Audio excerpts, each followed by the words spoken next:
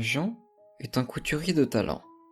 Il ajuste, rapièce et assemble plusieurs parties de tissu comme personne. Il ne faisait pas dans la haute couture, mais tout son village savait où se rendre lorsqu'il était question de vêtements. Il était également d'excellents conseils. En effet, Jean savait s'adapter au style et à la personnalité de chaque client, afin de trouver comment les mettre en valeur. Il les connaît bien, et il ne serait pas erroné de dire qu'il a habillé pratiquement tout son patelin. Il s'agissait là d'une charge de travail surhumaine. Fort heureusement, des employés étaient là pour l'aider. Enfin, c'est ce que n'importe qui aurait pu logiquement déduire. Il n'en est rien. Jean travaillait en fait seul. Son métier était sa seule et unique activité. Son temps était réparti entre ses besoins vitaux et la couture, si bien qu'il en aurait presque suscité de la pitié, si son sourire et son entrain n'étaient pas aussi ancrés en lui, comme si ses traits de personnalité étaient devenus indissociables de sa personne. Les parents du voisinage se plaisaient à dire à leurs enfants qu'un magicien aurait cousu la bonne humeur à son âme. Jean lui-même s'amusait de cette rumeur innocente. Malgré ce surmenage, son apparence restait soignée. Ses costumes élégants et finement ajustés à sa grande taille allaient de pair avec une coiffure bien soignée de sa chevelure châtain foncé. Ses yeux, d'un vert presque pur, auraient fait tourner la tête d'une demoiselle ou deux, et gardaient cet air enjoué et rassurant.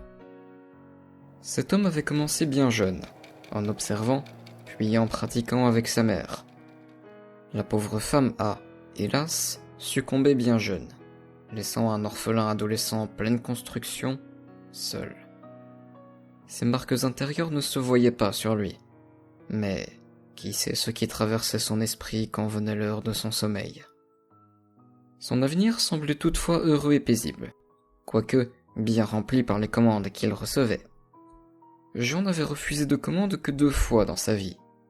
La première, lorsqu'un jeune voisin visiblement bien éméché était venu lui réclamer d'ajuster la taille d'un caleçon jugé trop petit pour son attirail grandissant, le tout dans le but de le montrer à une amie à lui pour l'impressionner.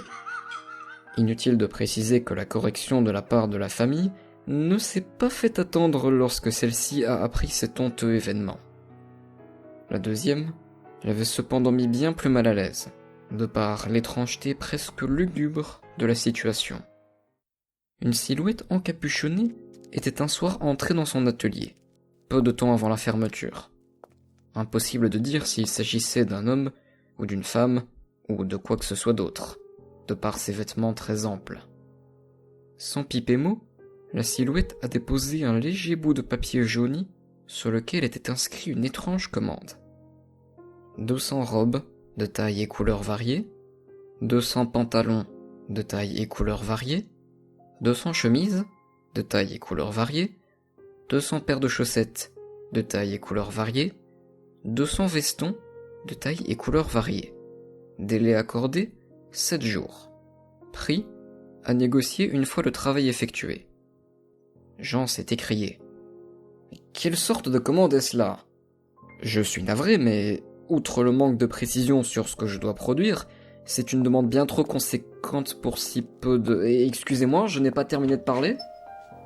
En effet, la personne encapuchonnée n'avait pas laissé Jean terminer ses explications, et avait déjà tourné les talons pour se diriger vers la sortie. Le couturier a haussé les épaules et jeté le papier qui traînait sur la table à la poubelle, et a simplement rangé son matériel avant de rentrer chez lui, pour profiter d'une nuit de sommeil bien méritée. Cet étrange événement a tout au plus alimenté quelques conversations, mi-amusées, mi-inquiètes, entre le couturier et ses clients pendant quelque temps. Le jour de l'ultimatum fixé, Jean a tout de même ressenti un pincement au cœur, et bon comme il est, a espéré en son fort intérieur que cet étrange client a pu trouver un grossiste capable d'accéder à sa requête. La note, qu'il avait pourtant jetée le soir de cette étrange visite, s'est retrouvée à nouveau sur la même table. Le papier a fini dans la cheminée, là où il ne pourrait pas s'envoler.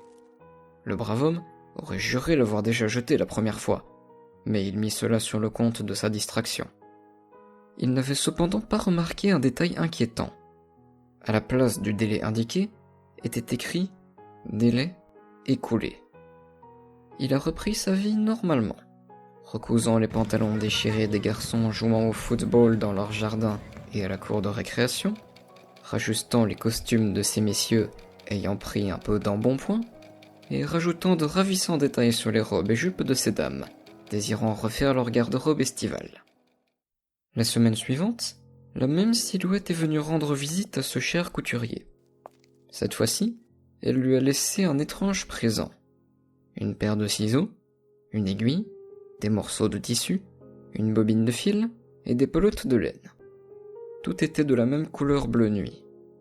Ce présent ressemblait à une maladroite tentative d'excuse pour ce qui s'était passé plus tôt, mais Jean l'a pris avec le sourire, comme à son habitude. Il l'a remercié, mais s'est toutefois questionné sur son utilité. Allons bon, qu'est-ce que je vais bien pouvoir faire de ceci ?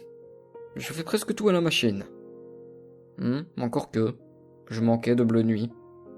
Enfin, c'est toujours une belle attention, même si c'est un sacré spécimen. Il a rangé ce qu'il venait de recevoir dans son matériel, avant de rentrer chez lui. Le lendemain, il s'est remis au travail, comme à son habitude. Il aura fallu attendre plus de 7 mois, avant qu'un de ses cadeaux ne soit utilisé pour une écharpe. Elle a ravi le petit Valentin, qui grelottait beaucoup moins sur le trajet de l'école. Cependant, ce trajet, bien que plus réchauffant, a été son dernier. C'est un voisin qui l'a retrouvé, le visage presque aussi bleu que son écharpe. Il était clair qu'il avait été étranglé à l'aide de celle-ci. Le village était dévasté par cette tragédie. Et comme un malheur n'arrivait jamais seul, Madame le Duc, la boulangère, a connu un sort similaire seulement 3 jours plus tard. Elle a été retrouvée sur le sol de sa boulangerie, brûlée tout entière, à l'exception seule de son veston, ayant été recousu par le couturier peu de temps auparavant. Des rumeurs ont commencé à courir sur Jean, disant qu'il pratiquerait la sorcellerie. Ces rumeurs, se transformant rapidement en accusations, ont fusé de la part des plus superstitieux du patelin. Une vitre de son atelier a été brisée une première fois.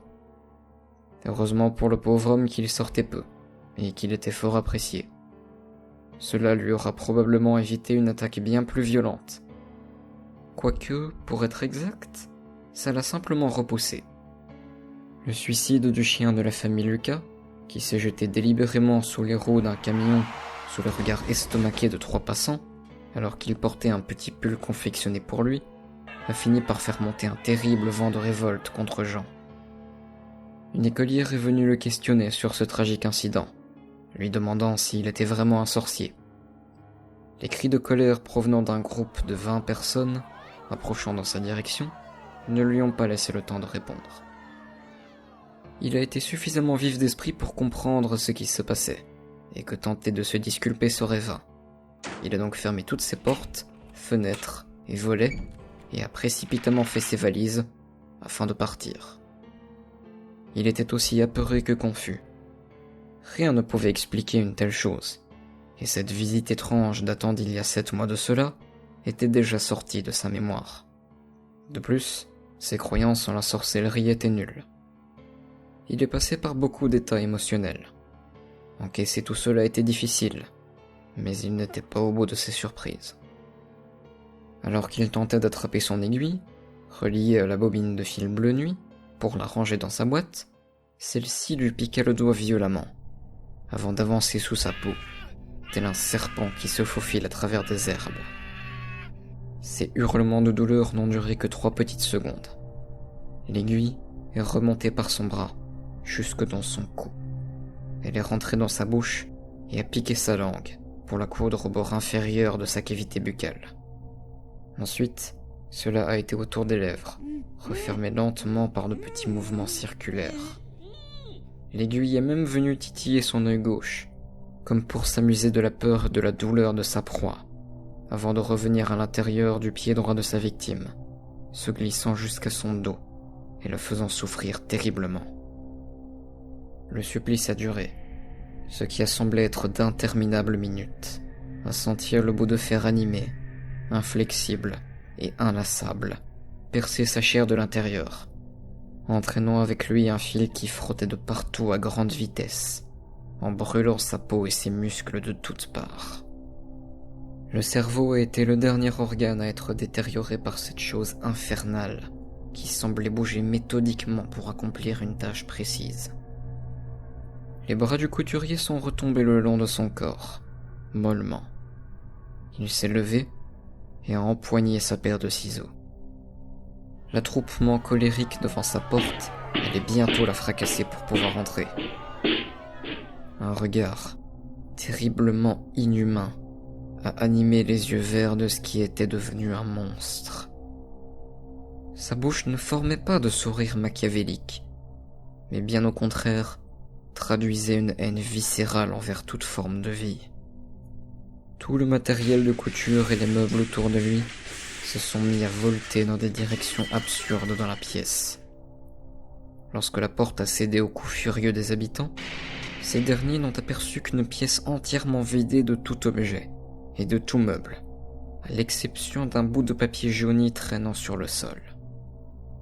Le veuf de la boulangère, Monsieur le Duc, l'a ramassé pour y lire simplement le chiffre 3. 5 minutes après la lecture de ce papier, le nombre était de 23. Et le sol de la pièce était recouvert de cadavres, tous la bouche cousue et reliés les uns aux autres. Ce nombre serait en augmentation régulière depuis cette nuit-là. On raconte que le papier affiche un nombre supérieur à 1000 désormais. Qui sait où se trouve le couturier à l'heure actuelle, et jusqu'à combien il fera monter le nombre de ses victimes ?